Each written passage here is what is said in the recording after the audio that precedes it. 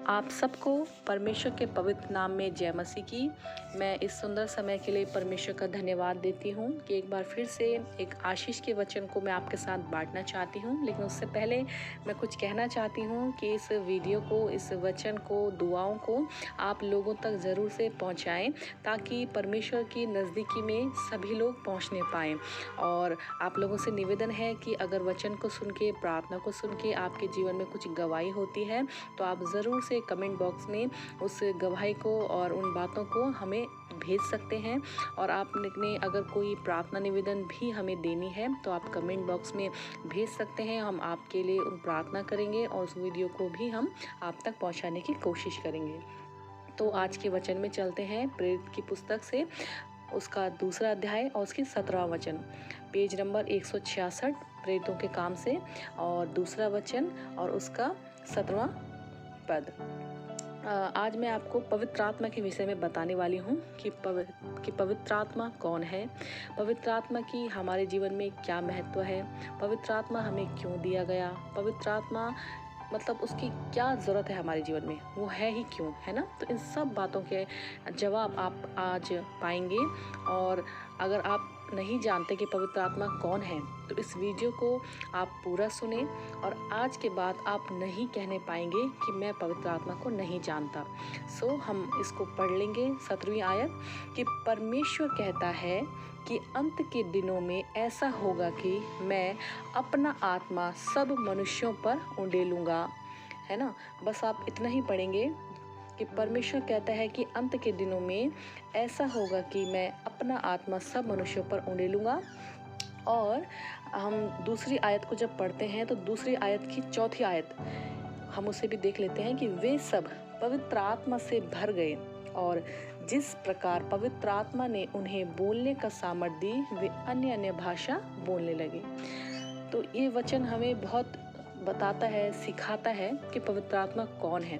और आप लोगों के पास बाइबल है, आप ज़रूर से इस पूरे अध्याय को स्टडी करें जिससे कि आप और भी सीखने पाएंगे। तो हम सब जानते हैं कि पवित्र आत्मा कौन है। तो पवित्र आत्मा यीशु मसीह का ही एक अंश है ना। परमेश्वर ने कहा कि जब मैं इस जगत से जाता हूँ तो तुम्हारे लिए एक सहायक छोड़ जाता हूँ और वो जगत के अंत तक तुम्हारे संग रहेगा। तो वो सहायक पवित्र आत्मा है। हर कोई व्यक्ति जो परमेश्वर को जानता है, परमेश्वर के वचन पे चलता है और जिसने अपने मुख से कह दिया कि यीशु मसीह ही मेरा उद्धार करता है और मैं उसका पुत्र हूँ, वो मेरा परमेश्वर है, बस इतना कह देने से आप पवित्र आत्मा के मित्र बन जाते हैं। इतना कहने से पवित्र आत्मा आपका दोस्त बन जाता है। और जो पवित्र आत्मा से भरा नहीं होता वो अपने मुख से यीशु का अंगीकार कर ही नहीं सकता, क्योंकि यीशु अपने आप में एक पावरफुल नेम है और कोई भी गड़बड़ी की आत्मा उस नेम को नहीं ले सकती है। आप और मैं अगर यीशु के नाम को अपने मुख से पुकार रहे हैं, उसके नाम को सुन रहे हैं, उसके वचन को पढ़ रहे हैं, तो आपके अंदर और मेरे अंदर एक पवित्र आत्मा है। और ये पवित्र आत्मा यीशु मसीह ने हमें गिफ्ट के रूप में फ्री में दिया है ना।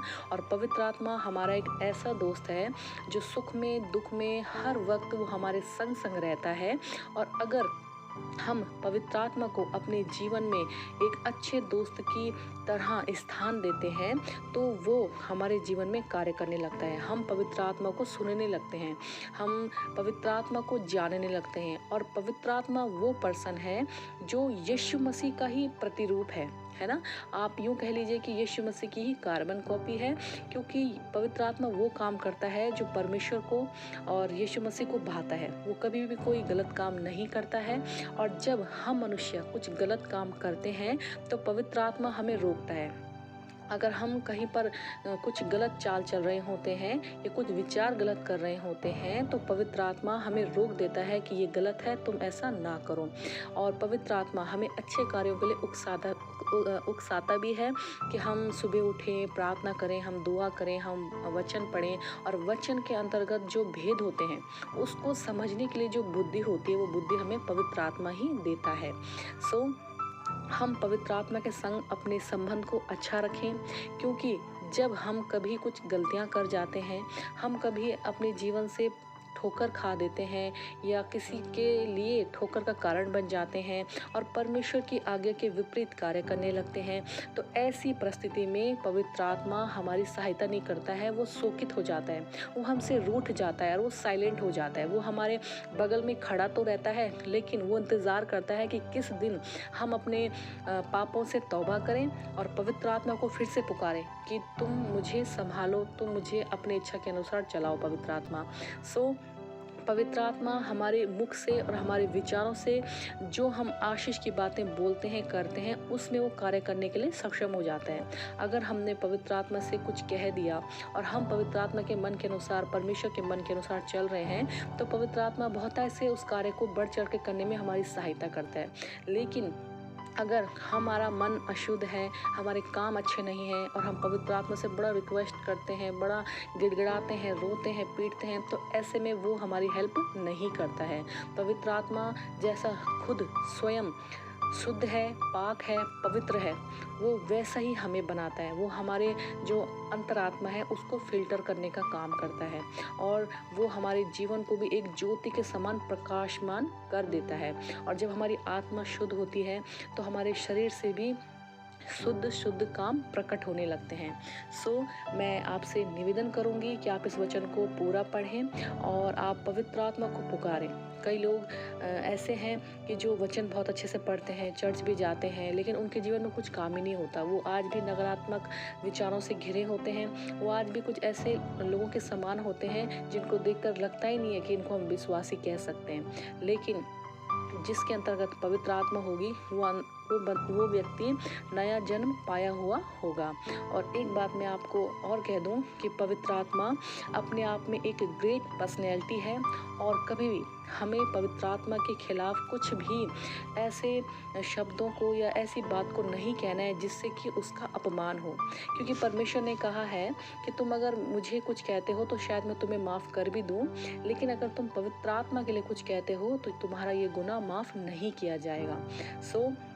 पवित्र आत्मा परमेश्वर का अंश है। जैसे हम पिता पुत्र से प्रेम करते हैं, वैसे ही हमें पवित्र आत्मा से भी प्रेम करना है और उसको अपने जीवन का एक अच्छा मित्र जैसा बना लेना है। अपने जीवन में, अपने कार्य में और हर एक छोटी बड़ी बातों में उसको इन्वॉल्व करना है ना।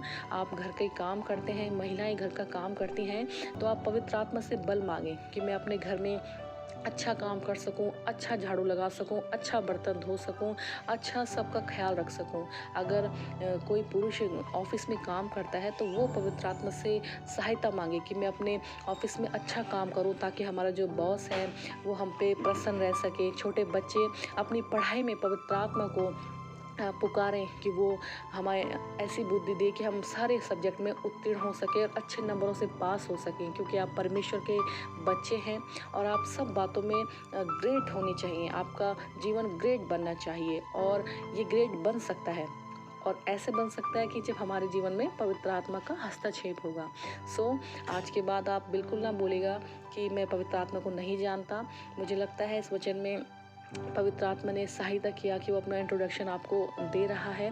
और अगर आप इस वचन को पढ़ेंगे, जो मैंने कहा कि प्रेरितों के काम 2 अध्याय और उसका पूरा चैप्टर अगर आप पढ़ेंगे तो आपको पवित्र आत्मा को और भी जानने को मिलेगा। और ये जो पूरी बाइबल है ये पवित्र आत्मा की ही प्रेरणा से लिखी गई है। और आप अगर नीति वचन पढ़ेंगे तो उसमें भी बुद्धि की बात लिखी गई है और ये बुद्धि भी एक पवित्र आत्मा का अंश ही है।